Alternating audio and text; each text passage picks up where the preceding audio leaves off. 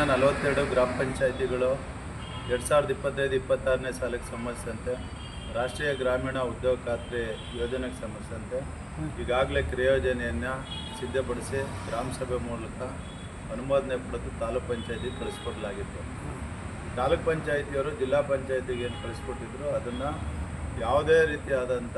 ಆದೇಶ ಇಲ್ಲದೇ ಮತ್ತೆ ತಾಲೂಕು ಪಂಚಾಯತಿಯಿಂದ ಗ್ರಾಮ ಪಂಚಾಯಿತಿಗಳಿಗೆ ವಾಪಸ್ ಕಳಿಸಿ ಆ ಕ್ರಿಯೋಜನೆಯನ್ನು ರದ್ದುಪಡಿಸಿ ಮತ್ತೆ ಹೊಸ ಕ್ರಿಯೋಜನೆ ರಚನೆ ಮಾಡೋದಕ್ಕೆ ಜಿಲ್ಲಾ ಪಂಚಾಯಿತಿಯ ಸಿಇಒರವರು ಮೌಖಿಕ ಆದೇಶ ನೀಡಿ ಕಾರ್ಯನಿರ್ವಾಹಕ ಅಧಿಕಾರಿಗಳು ಗ್ರಾಮ ಪಂಚಾಯಿತಿ ಎಲ್ಲ ಪಿಡಿಒಗಳ ಮೇಲೆ ಒತ್ತಡ ಏರಿ ಅವ್ರ ಮೂಲಕನೇ ಯಾವುದೇ ಗ್ರಾಮ ಸಭೆ ವಾರ್ಡ್ ಸಭೆಗಳಿಲ್ದೇ ಪಂಚಾಯಿತಿಯ ಸಭೆಗಳಿಲ್ದೇ